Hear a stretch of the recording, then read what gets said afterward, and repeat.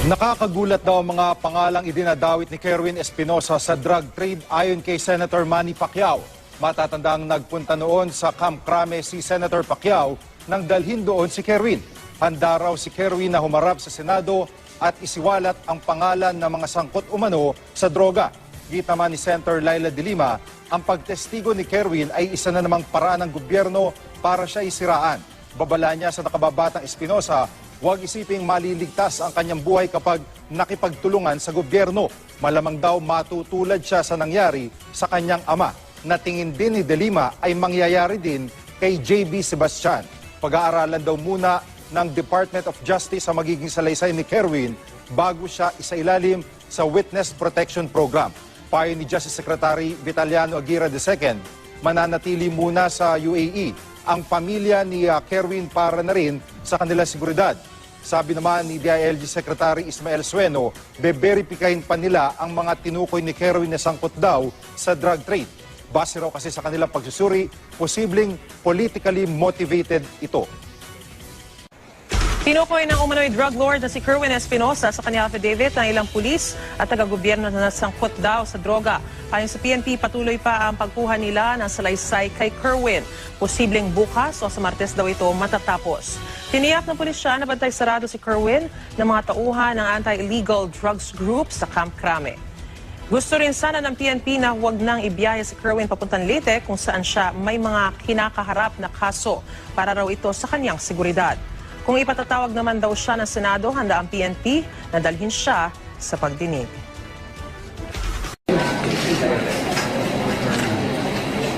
Pakiulit mo, sir. Nung time na unang pumutok ito, nung may mga nahuli na tao daw ninyo, nung sumuko na yung tatay mo, nanawagan sa'yo, maluha-luha pa na, sumuko ka na, hanggang sa araw na maaresto ka sa Abu Dhabi, paano ka nagtago? Saan ka nagpupunta? Paano naging buhay mo? Una sa lahat, kaya ako umalis sa bansa dahil nakita ko yung totoong tao na naging isang ama sa sambayan ng Pilipino na ginagawa niya talaga yung pagbabago. Sineryoso niya yung mga sa kriminalidad, lalo na sa droga. Kaya ako ay lumayas na sa bansa natin kasi takot na ako. Hindi ako lumayas na tatalikuran ko yung problema ko dito. Lumayas ako para madala ko sa malayong lugar yung mga anak ko at asawa ko para sila ay maging safe. At saka sabihin ko sa inyo yung ruta ko sa pag-alis ko ng bansa. Hindi po ako nag-backdoor. Philippine to Kuala Lumpur, Kuala Lumpur to Phuket, Phuket to Bangkok, Bangkok to Hong Kong, Hong Kong to UAE. Yun po ang naging nangyari sa paglayas ko. Nag-disguise ka ba? Nagpagawa ka ng nagparetoke ka? Ano pang ginawa mo para to elude arrest? Wala. Inantayin ko na lang na ma-aristo ako. Ito. Ilong ko. Diba yung ilong niya dati? Pango. Previous na picture, pango. Ito. So ginawa mo yan, Kerwin, para talaga hindi ka makilala, para maiba itsura mo? Hindi. Ano na to? Dati na to. Dati na tong ginawa. Pakiulit po, ma'am. Habang kayo po ay nasa abroad, ano po yung source of income ninyo o meron mo bang sinusuporta sa inyong mga personalidad o mga kaalyado, mga relatives? At ano po yung isang communication ninyo sa inyong pamilya? Wala pong nagsuporta sa akin kundi ang ginagamit kong pera nung nasa abroad ako, yung dala kong pera dito sa Pinas. Yun lang po, ma'am. Joy Cantos? Wala siyang, hindi ka gumagamit ng credit card habang nasa abroad ka? Sigado ka? ATM. Aside sa ATM, meron ng cash na dollar, dala. Meron daw siyang dala-dalang 40,000 US dollars, di ba? Yung ginagamit mo doon. At saka ATM, walang credit card. Joy Cantos, ipalot kay Gary De Leon? Hindi natin makuha, hindi natin iwasan yan. Meron talaga. Sa dami ba naman yung isisiwalat at sa dami ba namang taong involved sa kanyang illegal drug trade na ngayon nanganganib na maisa publiko at mapapailan ng kaso, hanggang they are after him, yung mga tao na yun. But on the part of the PNP naman, I have instructed the RD of PRO 8, si General Beltiar, na i-secure yung pamilya niya. Joel Perez, to be followed by George Caines. Chief, kanina may yung interview sa kanya sa and he was mentioning na hindi daw siya Lord Mr. Messiah. Hindi daw. Hindi daw po siya Lord Mr. Messiah. Tama ba yun? Kwan yan, depende yan sa paningin niya. Kung ano yung kanyang papel. Pero we have our way of classifying drug personalities. As far as the PNP is concerned, he's a drug lord. Sabihin ka, okay. Ang hiling ko lang sa ating presidente ay humihiling ako ng tawad kung ano man yung mga nagawa ko dati at sana bigyan niya ako pagkakataon na magbagong buhay. At itong sitwasyon ko ngayon na wala na yung papa ko, maaasahan niya lahat ng mga involved sa drug trade, nalalaman ko, lalabas silang lahat yung mga pangalan niya. Yun lang po. Ang isa pa para sana. Personal mo bang kilala si Senator Dilma? Personal mo kilala kayo? No comment lang po ako. Sinabi ko na po sa isa sa EIDG na si Colonel Pero po yung mga mga impormasyon.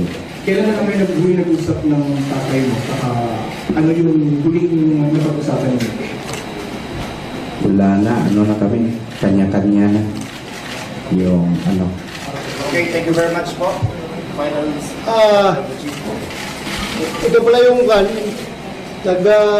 naghuli kay Kerwin doon at nag-escort pabalik dito si Colonel Pero, si Colonel Peralta, yung ating police attaché sa Riyadh, Saudi Arabia, si Colonel Magalona, at saka si Colonel Delbo.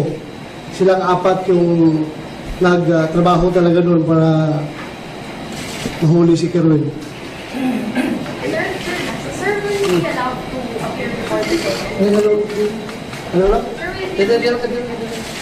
will you be allowed to appear before the Senate? Kasi may invitation sana.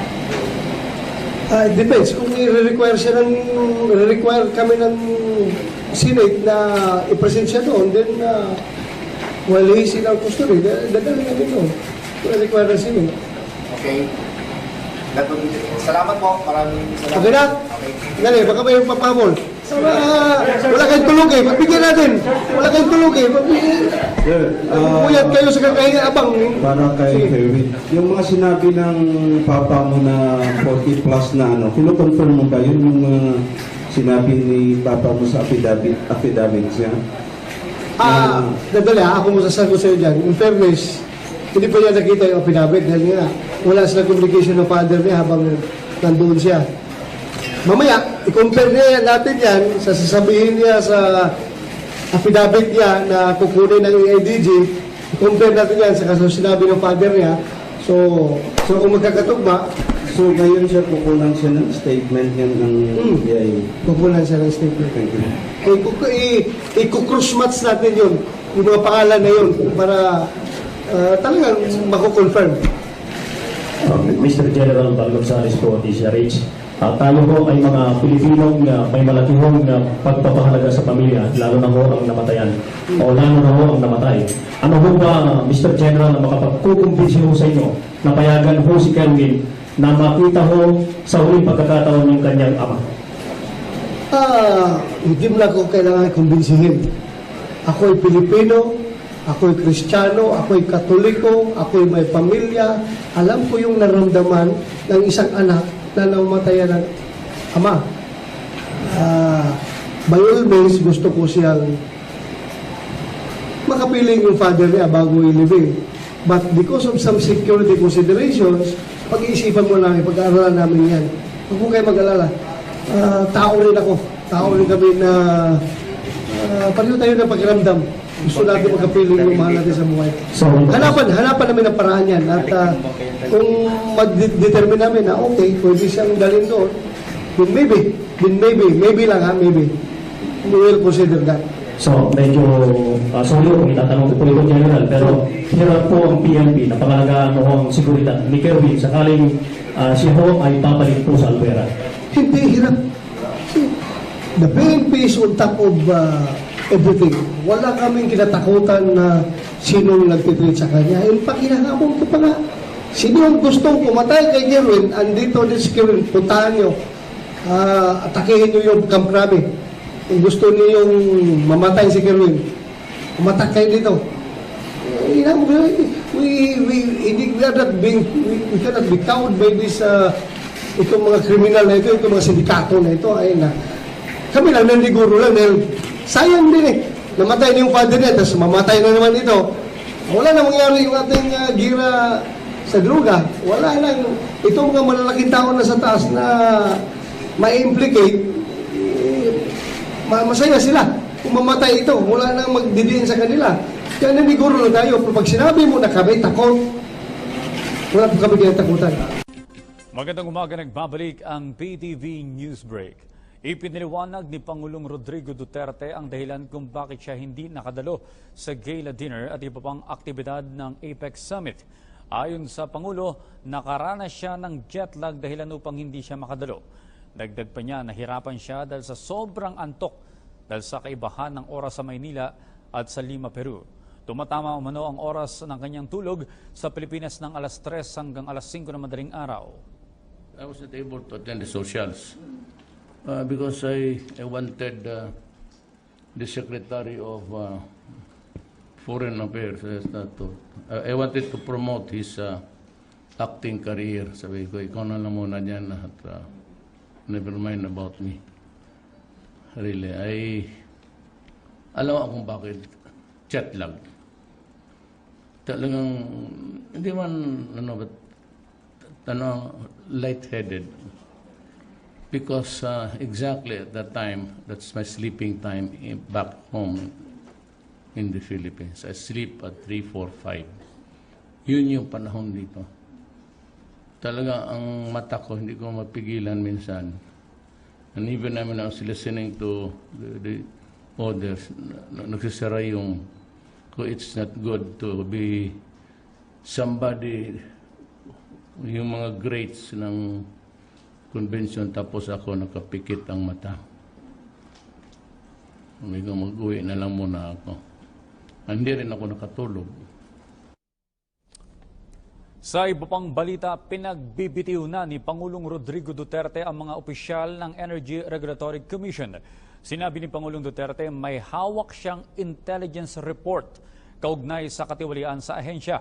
Naungkat ang kontrobersiya matapos ang pagpapakamatay ni ERC Bids and Awards Chair Francisco Villa Jr. Nag-iwan si Villa bago nagpakamatay ng suicide letter kung saan isiniwalat nito ang umanay sa pressure ng mga superior officials na lumagda ng maanumalyang kontrata. Kaugnay nito, pakakasuhan din ni Pangulong Duterte ang mga opisyal na sangkot sa katiwalian sa loob ng ahensya. At yan po naman ang aming mga nakalap na balita at impormasyon. Magandang gabi. Una sa ating mga balita, nagkita na rin sina Pangulong Rodrigo Duterte at Russian President Vladimir Putin sa Lima, Peru.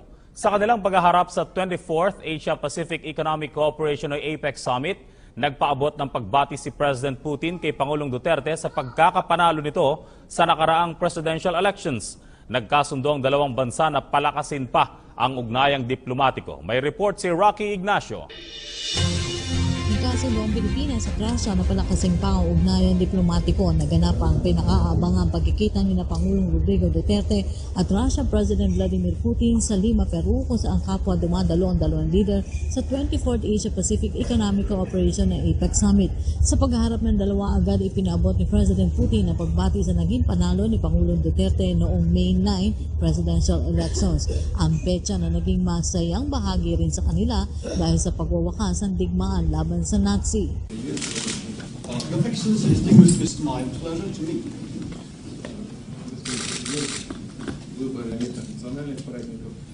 A very bright day, public holiday over the Nazis.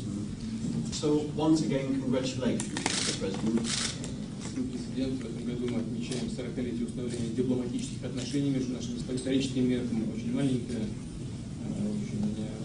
маленький срок. Or historically, it's quite a short period of time around partnership between our countries. And well, with respect, it's my pleasure to have a chance to speak to you. Ikinalagon ni Pangulong Duterte ang paghaharap nila ni Putin na isa sa mga lider na nais itong makapulong. Una nang sinabi ng Pangulo na bahagi pa rin ito ng pagiging bukas ng Pilipinas sa iba pang mga bansa sa larangan ng kalakalan at pamumuhunan. Not only because you represent a great country, but of your leadership too. And we've been longing to be a part also of this part of this. We've been longing to be a part of Europe, especially in the commerce and trade all over the world. Ibinahagi rin ni Pangulong Duterte kay President Putin ang kanyang concern sa Estados Unidos. Nagpulong ang dalawang leader sa harap na rin ay sinusulong ng independent foreign policy ng Duterte administration. Historically, we identified with the Western world. It was good until it lasted, and of late, I see a lot of these Western nations bullying the small nations. And not only that, they are into so much hypocrisy. And they seem to start a war, but are afraid to go to war. That is what's wrong with America and the other.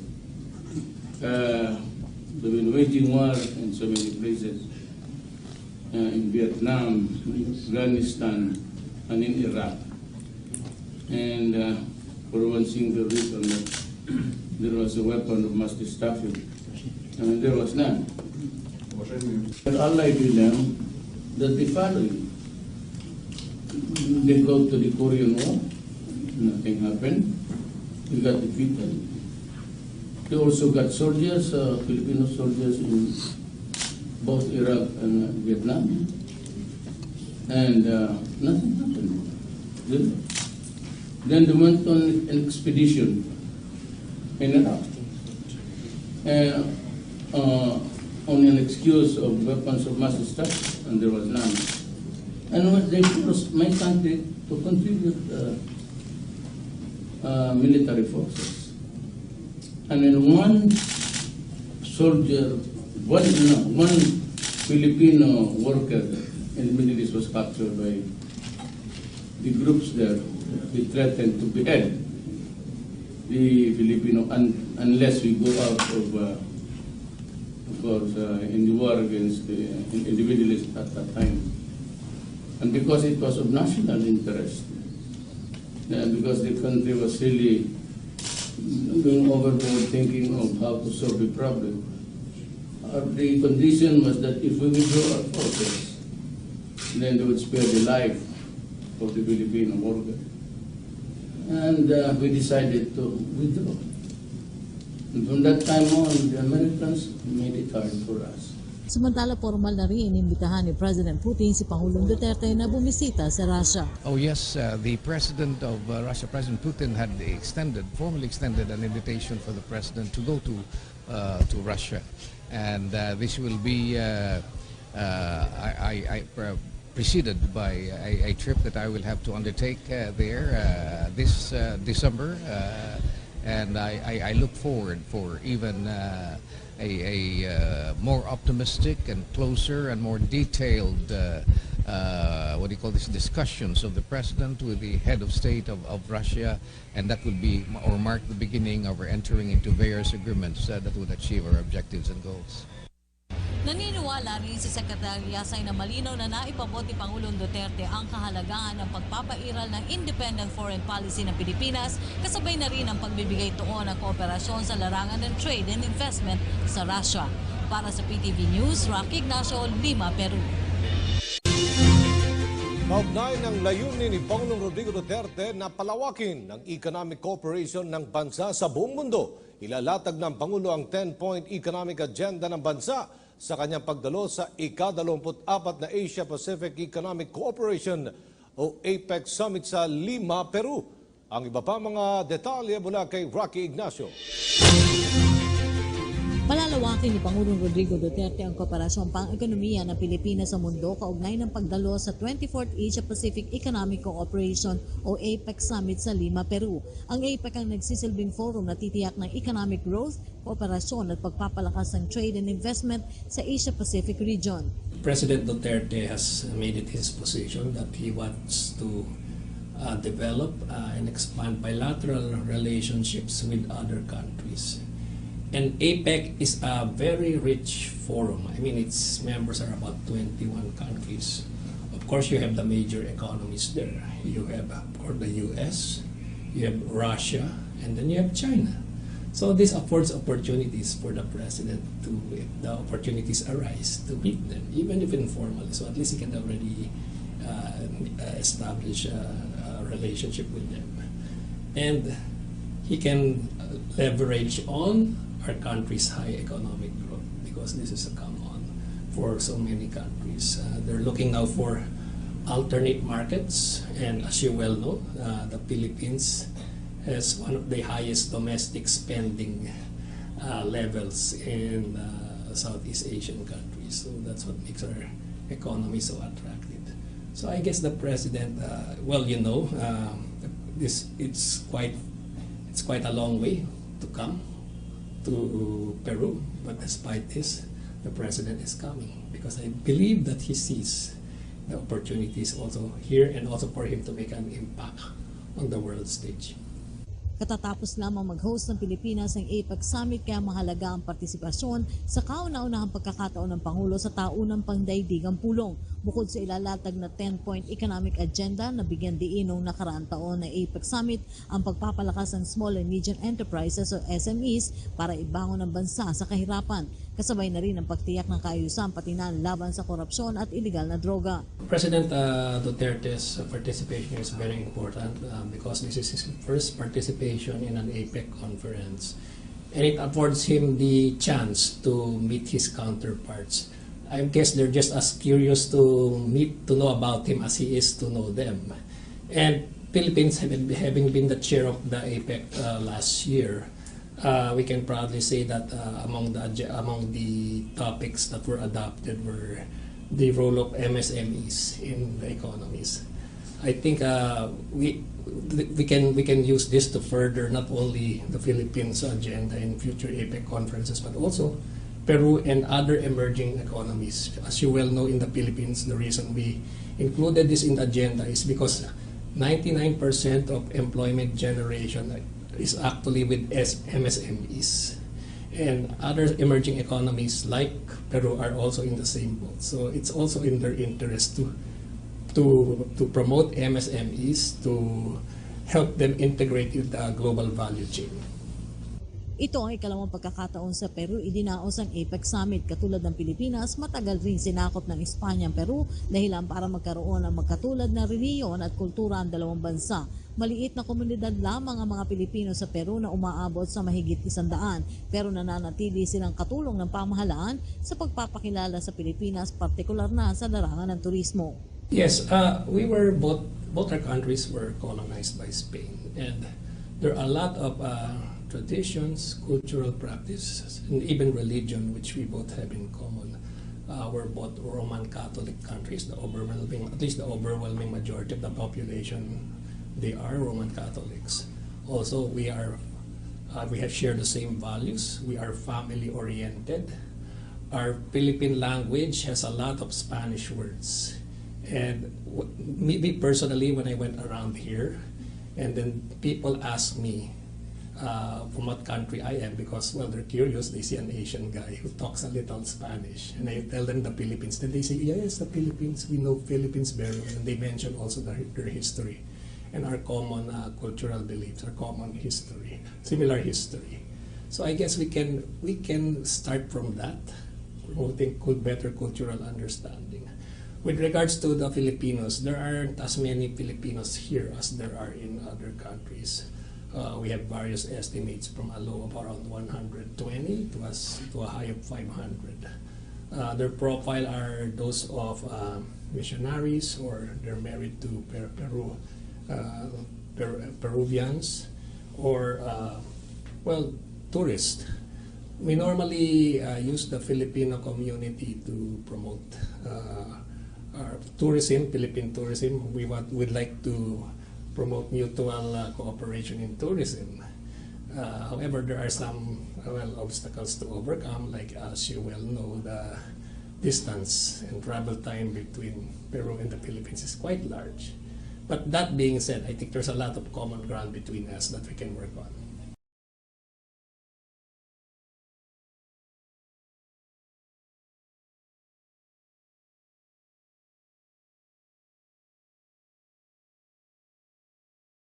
To start a war, but are afraid to go to war. That is what's wrong with America and the other. They've been waging war in so many places, in Vietnam, Afghanistan, and in Iraq. And for one single reason, that there was a weapon of mass destruction. I mean, there was none. We're allied with them, that the following. They go to the Korean War, nothing happened. We got defeated. They also got soldiers, Filipino soldiers in both Iraq and Vietnam. And nothing happened. Then they went on an expedition in Iraq. On an excuse of weapons of mass destruction, and there was none. And they forced my country to contribute military forces. And then one soldier, one Filipino worker in the Middle East was captured by the groups there. They threatened to behead the Filipino unless we go out of course, in the war against in the Middle East at that time. And because it was of national interest, because the country was really going overboard thinking of how to solve the problem, the condition was that if we withdraw our forces, then they would spare the life of the Filipino worker. And we decided to withdraw. And from that time on, the Americans made it hard for us. Samantala, formal na rin inimbitahan ni President Putin si Pangulong Duterte na bumisita sa Russia. Oh yes, the President of Russia, President Putin, had formally extended an invitation for the President to go to Russia. And this will be preceded by a trip that I will have to undertake there this December. And I look forward for even a more optimistic and closer and more detailed discussions of the President with the head of state of Russia, and that will be or mark the beginning of our entering into various agreements that would achieve our objectives and goals. Naniniwala rin si Secretary Yasay na malinaw na naipabot ni Pangulong Duterte ang kahalagahan ng pagpapairal ng independent foreign policy ng Pilipinas, kasabay na rin ang pagbibigay tuon ng kooperasyon sa larangan ng trade and investment sa Russia. Para sa PTV News, Rocky Ignacio, Lima, Peru. Kaugnay ng layunin ni Pangulong Rodrigo Duterte na palawakin ang economic cooperation ng bansa sa buong mundo, ilalatag ng Pangulo ang 10-point economic agenda ng bansa sa kanyang pagdalo sa ika-24 na Asia-Pacific Economic Cooperation o APEC Summit sa Lima, Peru. Ang iba pa mga detalye mula kay Rocky Ignacio. Palalawakin ni Pangulong Rodrigo Duterte ang kooperasyon pang-ekonomiya ng Pilipinas sa mundo kaugnay ng pagdalo sa 24th Asia-Pacific Economic Cooperation o APEC Summit sa Lima, Peru. Ang APEC ang nagsisilbing forum na titiyak ng economic growth, kooperasyon at pagpapalakas ng trade and investment sa Asia-Pacific region. President Duterte has made it his position that he wants to develop and expand bilateral relationships with other countries. And APEC is a very rich forum. I mean, its members are about 21 countries. Of course, you have the major economies there. You have, of course, the US, you have Russia, and then you have China. So this affords opportunities. Kino-confirm mo ba yun yung sinabi ni Papa mo sa affidavit niya? Nadali ako masasagot sa'yo dyan. In fairness, hindi pa niya nakita yung affidavit dahil nga wala sila communication ng father niya habang nandoon siya. Mamaya, i-compare niya natin yan sa sasabihin niya sa affidavit niya na kukunin ng EIDG, i-compare natin yan sa sinabi ng father niya. So kung magkakatugma, so ngayon siya kukunan siya ng statement yan ng EIDG. Kukunan siya ng statement. I-cross-match natin yun, yung mga pangalan na yun, para talagang mako-confirm. Mr. General Val Gonzales po, DCRH. Tayo po ay mga Pilipinong may malakihong pagpapahalaga sa pamilya, lalo na ho ang namatayan o lalo na ho ang namatay. Ano ho ba, Mr. General, na makapagkukumpinsi ho sa inyo na payagan ho si Kerwin na makita ho sa huling pagkakataon ng kanyang ama? Hindi mo na ako kailangan kumbinsihin. Ako'y Pilipino, ako'y Kristiyano, ako'y Katoliko, ako'y may pamilya. Alam ko yung naramdaman ng isang anak na namatayan ng ama. By all means, gusto ko siyang makapiling yung father niya bago ilibing. But because of some security considerations, pag-iisipan mo namin, pag-aaralan namin yan. Huwag mo kayo mag-alala. Tao rin ako. Tao rin kami na pareho tayo ng pakiramdam. Gusto natin makapiling yung mahal natin sa buhay. Hanapan namin ang paraan yan. At kung mag-determine namin na okay, pwede siyang dalhin doon, then maybe lang ha, maybe. We will consider that. So, medyo, sorry kung itatanong ko po ito, General, pero hirap po ang PNP na pangalagaan mo ang seguridad ni Kerwin sakaling siya ho ay papalit po sa Alvera. Hindi hirap. The PNP is on top of everything. Wala kaming kinatakutan na sinong nagtitreat sa kanya. In fact, hinahamon ko pa nga.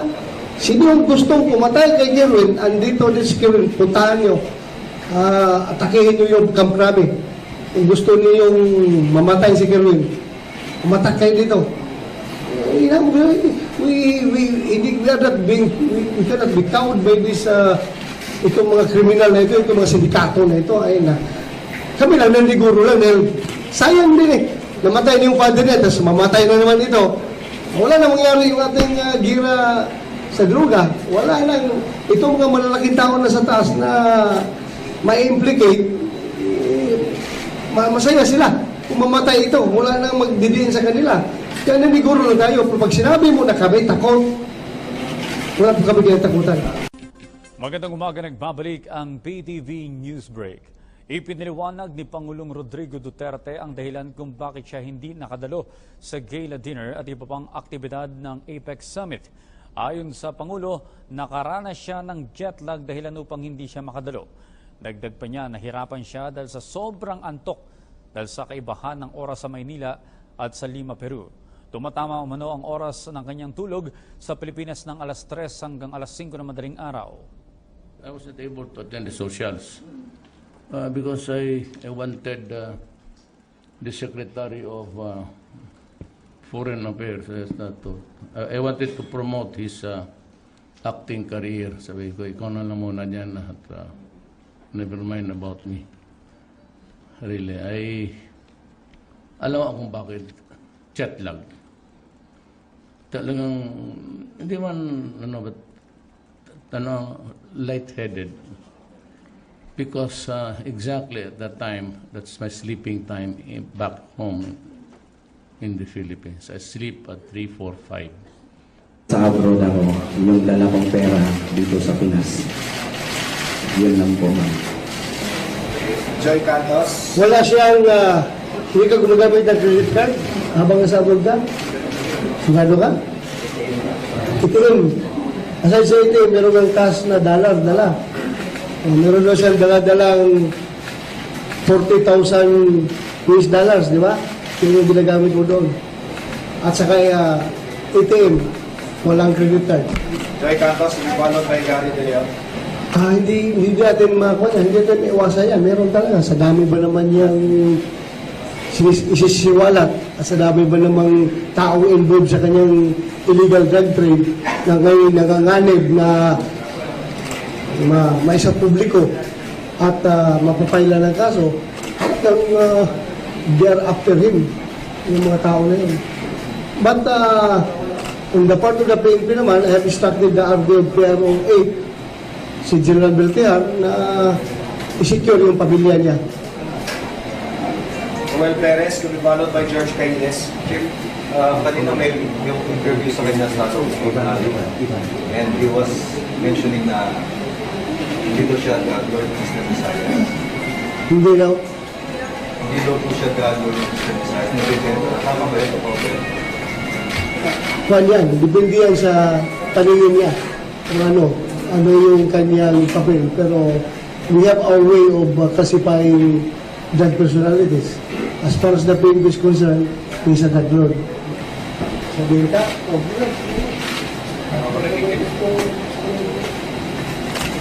Ang hiling ko lang sa ating presidente ay humihiling ako ng tawad kung ano man yung mga nagawa ko dati at sana bigyan niya ako pagkakataon na magbagong buhay.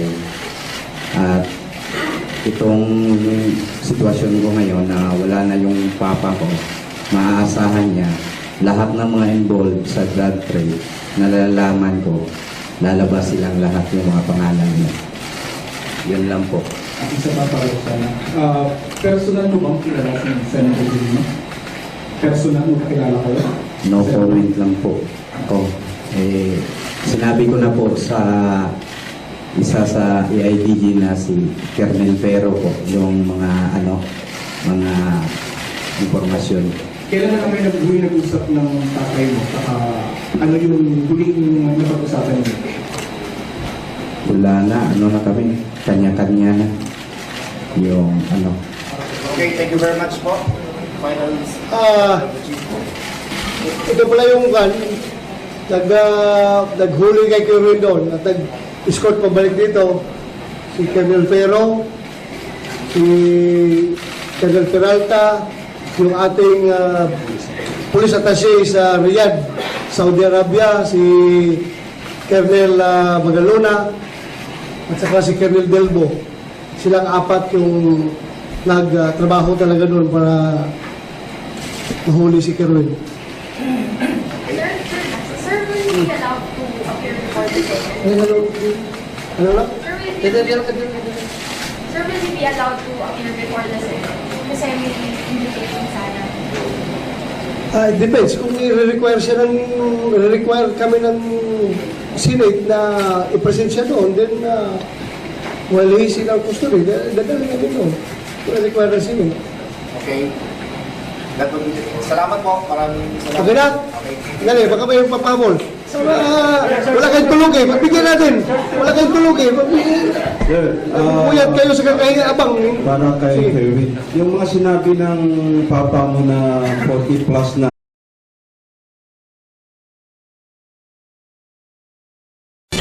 Nakakagulat daw ang mga pangalang idinadawit ni Kerwin Espinosa sa drug trade ayon kay Senator Manny Pacquiao. Matatandang nagpunta noon sa Camp Crame si Senator Pacquiao nang dalhin doon si Kerwin. Handa raw si Kerwin na humarap sa Senado at isiwalat ang pangalan ng mga sangkot umano sa droga. Gita man ni Senator Laila de Lima, ang pagtestigo ni Kerwin ay isa na namang paraan ng gobyerno para siya isiraan. Babala niya sa nakababatang Espinosa, huwag isiping maliligtas ang kanyang buhay kapag nakipagtulungan sa gobyerno. Malamang daw matutulad siya sa nangyari sa kanyang ama, na tingin din ni De Lima ay mangyayari din kay JB Sebastian. Pag-aaralan daw muna ng Department of Justice ang magiging salaysay ni Kerwin bago siya isailalim sa Witness Protection Program. Payo ni Justice Secretary Vitaliano Aguirre II, mananatili muna sa UAE ang pamilya ni Kerwin para na rin sa kanilang seguridad. Sabi naman ni DILG Secretary Ismael Sueno, beberipikahin pa nila ang mga tinukoy ni Kerwin na sangkot daw sa drug trade. Base raw kasi sa kanilang pagsusuri, posibleng politically motivated ito. Tinukoy ng umano'y drug lord na si Kerwin Espinosa sa kanyang affidavit ng ilang pulis at taga-gobyerno na nasangkot daw sa droga. Ayon sa PNP, patuloy pa ang pagkuha nila ng salaysay kay Kerwin. Posibleng bukas o sa Martes daw ito matatapos.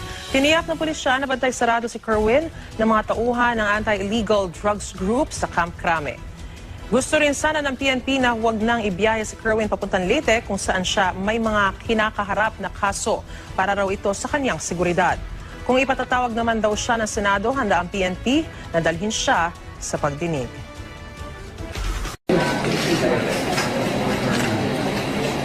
Pakiulit mo, sir. Nung time na unang pumutok ito, nung may mga nahuli na tao daw ninyo, nung sumuko na yung tatay mo, nanawagan sa'yo, maluha-luha pa na, sumuko ka na, hanggang sa araw na maaresto ka sa Abu Dhabi, paano ka nagtago? Saan ka nagpupunta? Paano naging buhay mo?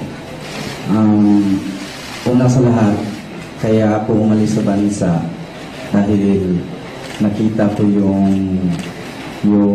totoong tao na naging isang ama sa sambayan ng Pilipino na ginagawa niya na talaga yung pagbabago.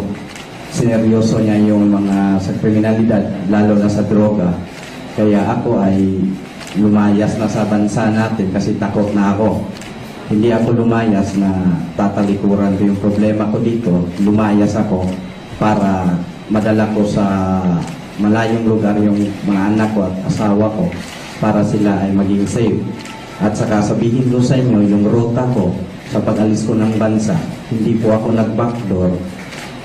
Philippine to Kuala Lumpur, Kuala Lumpur to Phuket, Phuket to Bangkok, Bangkok to Hong Kong, Hong Kong to UAE. Yun po ang naging nangyari sa paglayas ko. Nag-disguise ka ba? Nagpagawa ka ng nagparetoke ka? Ano pang ginawa mo para to elude arrest? Wala. Inantayin ko na lang na ma-aristo ako. Ito. Ilong ko. Diba yung ilong niya dati? Pango. Previous yan na picture, pango. Ito. So ginawa mo yan, Kerwin, para talaga hindi ka makilala, para maiba itsura mo? Hindi. Ano na to? Dati na to. Dati na tong ginawa.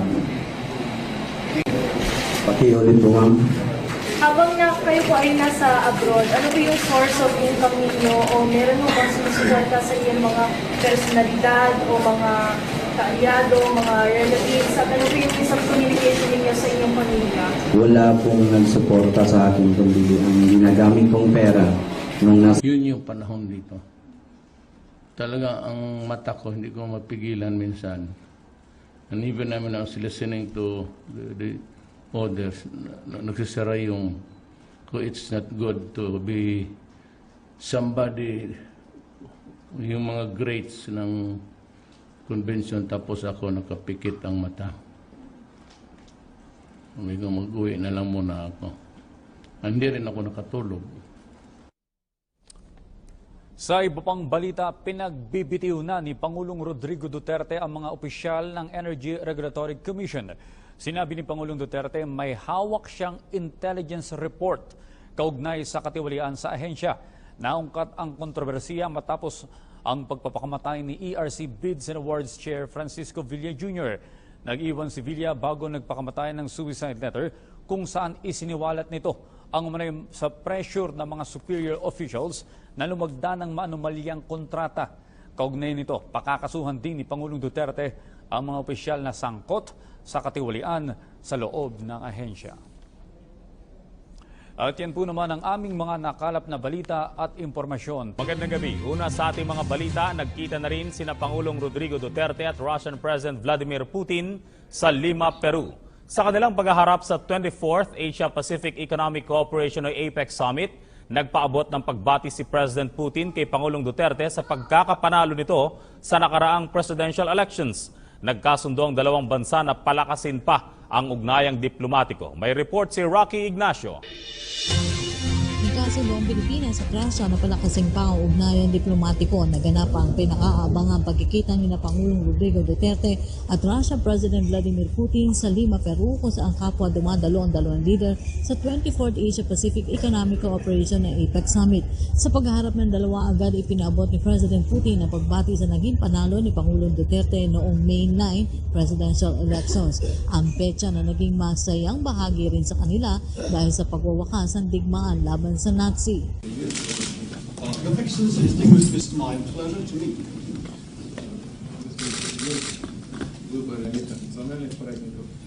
A very bright day, public holiday over the Nazis. So once again, congratulations, Mr. President. Президент, в этом году мы отмечаем 40-летие установления дипломатических отношений между нашими историческими мерками. Очень маленький срок. Well, historically, it's quite a short period of time for our partnership between our countries. And well, we wish Pam Ace Martlo to have a chance to speak to you. Ikinalagon ni Pangulong Duterte ang paghaharap nila ni Putin na isa sa mga lider na nais nitong makapulong. Una nang sinabi ng Pangulo na bahagi pa rin ito ng pagiging bukas ng Pilipinas sa iba pang mga bansa sa larangan ng kalakalan at pamumuhunan. Not only because you represent a great country, but of your leadership too.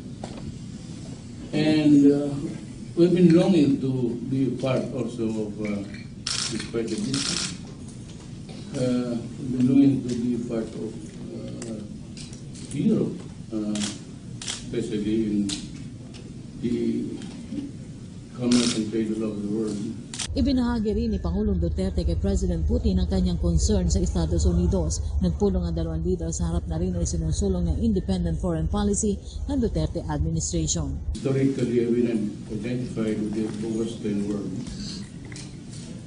It was good until it lasted, and of late, I see a lot of these Western nations bullying the small nations. And not only that, they are into so much hypocrisy. And they want to